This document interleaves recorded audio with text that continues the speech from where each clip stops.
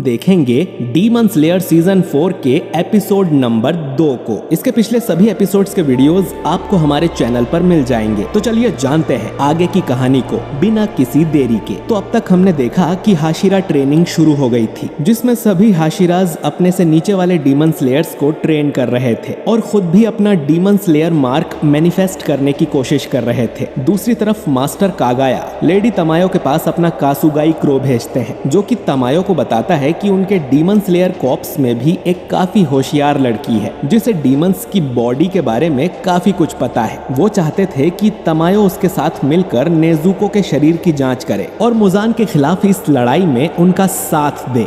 वो कासुगाई क्रो तमायो को demon slayers headquarters में आने का इन्विटेशन देता है और यहाँ से उड़ जाता है। तभी योशिरो भागते हुए यहाँ आता है और तमायो से कहता है कि उन्हें जल्दी से ये जगह बदल लेनी चाहिए, पर तमायो कहती है कि अब उसकी जरूरत नहीं है। नेजुको के सूरज पर जीत हासिल करने की वजह से कुछ बड़ा होने वाला है, शायद ये काफी पहले ही तय हो गया था। हम देखते हैं कि तमायो पहले योरिची से मिल चुकी है। तमायो योशिरो से कहती है कि वो जगह जरूर बदलेंगे क्योंकि वो अब डीमन स्लेयर्स के हेडक्वार्टर्स में जा रहे हैं। दूसरी तरफ तांजीरो को भी मास्टर कागाया का लेटर मिलता है, जिसमें लिखा था कि तांजीरो अब तुम कैसे हो? मेरी बदनसीबी है कि अब मैं हिल भी नहीं सकता। मैं चाहता हूँ कि तुम गियू से जाकर बात करो। वो हमेशा अकेला रहता है और हाशिरा ट्रेनिंग में हिस्सा भी नहीं ले रहा। मुझे उम्मीद है कि तुम उससे प्यार से बात करके उसे एक नई दिशा दिखाओगे। अगली सुबह तांजीरो गियू से मिलने जाने लगता है। उसे ओई मिलती है और तांजीरो उससे पूछता है कि अगर कोई इंसान हमेशा ही अकेला रहता है तो उसका मूड अच्छा कैसे किया जा सकता है। ओई कहती है कि उसे भी इस बारे में नहीं पता, लेकिन वो तांजीरो और गियू के खाने के लिए ओनिगिरी पैक कर देती है, जिसे खाकर तांजीरो अपना माइंड और बॉडी हेल्दी रख सके। तांजीरो अब गियू के मेंशन के सामने जाता है और चिल्लाने लगता है कि क्या वो अंदर है? मैं हूँ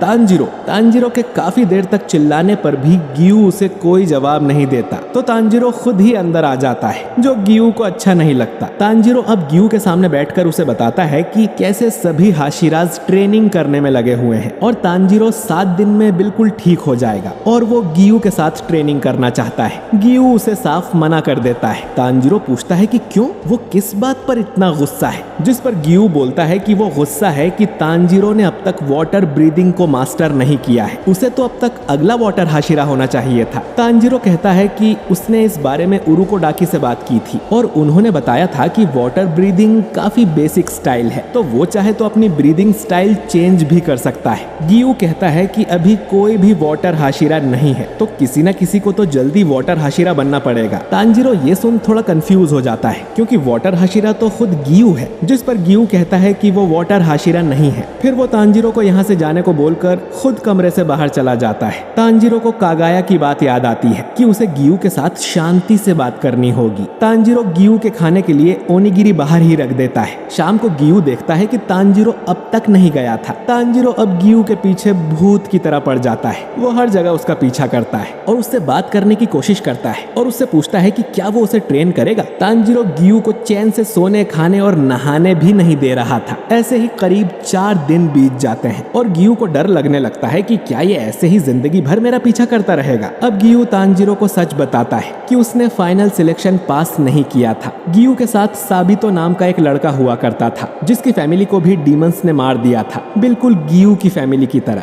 साबितो का नाम सुनकर तांजीरो चौंक जाता है। गियू आगे बताता है कि वो दोनों 13 साल के थे। वो उरुकोडाकी से यहाँ ट्रेनिंग के दौरान मिले थे और उनमें गहरी दोस्ती हो गई थी। साबितो एक नेक दिल लड़का था। इन दोनों ने साथ में फाइनल सिलेक्शन एग्जाम दिया था, लेकिन उस एग्जाम में सिर्फ एक ही इंसान मारा गया था, जो था साबितो। असल में साबितो ने अकेले ही माउंटेन के सारे डीमंस को मार दिया था। गियू तो पहले डीमन से लड़ते ही घायल हो गया था, तब भी साबितो ने ही गियू को बचाया था। फिर साबितो गियू को सेफ जगह छोड़कर एक दूसरे लड़के को बचाने चला गया। एग्जाम खत्म होने के बाद जब गियू को होश आया तो उसे पता चला कि जिंदा रहने की वजह से वो पास हो गया है, लेकिन साबितो को हैंड डीमन ने मार दिया था। गियू ने तो एक डीमन भी नहीं मारा था, तो वो खुद को पास कैसे मान सकता है। वो बाद में मास्टर कागाया से भी कहता है कि वो वाटर हाशिरा बनने के लायक नहीं है, वो तो बाकी हाशिरास के बराबर भी नहीं है, इसीलिए वो खुद को सबसे अलग मानता है। उसे नहीं लगता कि उसे डीमन स्लेयर कॉर्प्स में भी होना चाहिए। गियू आगे कहता है कि तांजिरो को किसी और हाशिरा के पास ट्रेनिंग के लिए जाना चाहिए और वो निशान कभी गियू के ऊपर नहीं आएगा। उसकी जगह अगर साबितो होता तो जरूर उस निशान को हासिल कर लेता। इतना कहकर गियू यहाँ से जाने लगता है। तांजिरो को अब गियू के लिए बुरा लगता है कि वो जरूर ये सोचता होगा कि काश साबितो की जगह वो खुद मर जाता।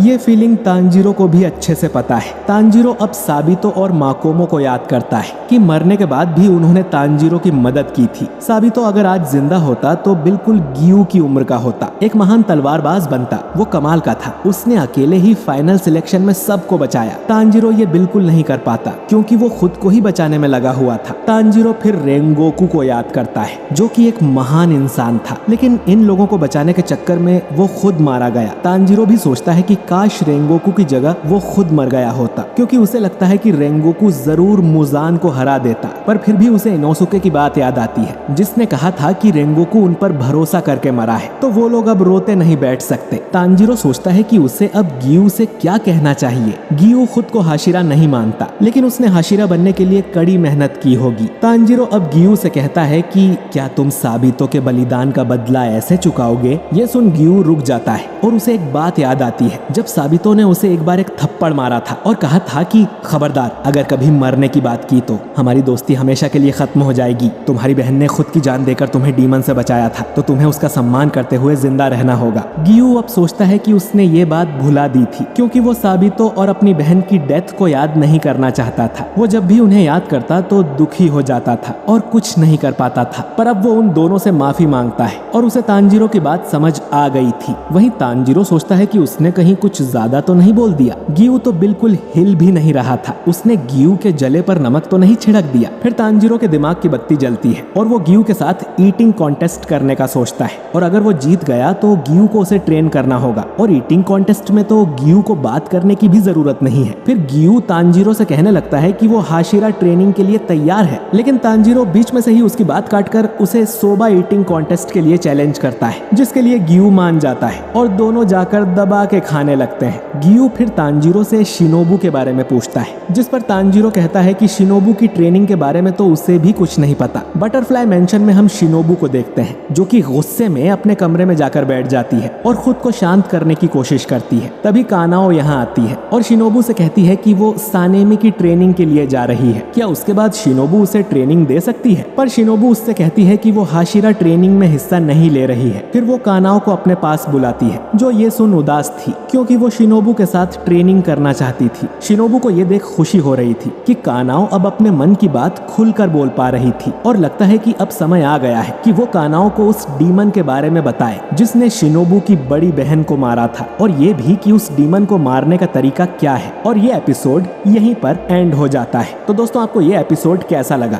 कमेंट करके जरूर बताइए। और इस एपिसोड में भी ज्यादा कुछ नहीं हुआ, हमें बस गियू और साबितो के बारे में पता चला है, लेकिन अगले एपिसोड से तांजिरो भी हाशिरा ट्रेनिंग ज्वाइन करने वाला है और सानेमी के साथ उसकी बनेगी या नहीं, जानने के लिए अगला एपिसोड बिल्कुल भी मिस मत करिएगा। वीडियो अच्छा लगा हो तो इसे लाइक और शेयर कीजिए और अगर आप हमारे चैनल हैं तो हमारे चैनल को सब्सक्राइब करके बेल आइकन जरूर दबाइए। मैं मिलता हूं आपसे बहुत ही जल्द अगले वीडियो के साथ। शुक्रिया।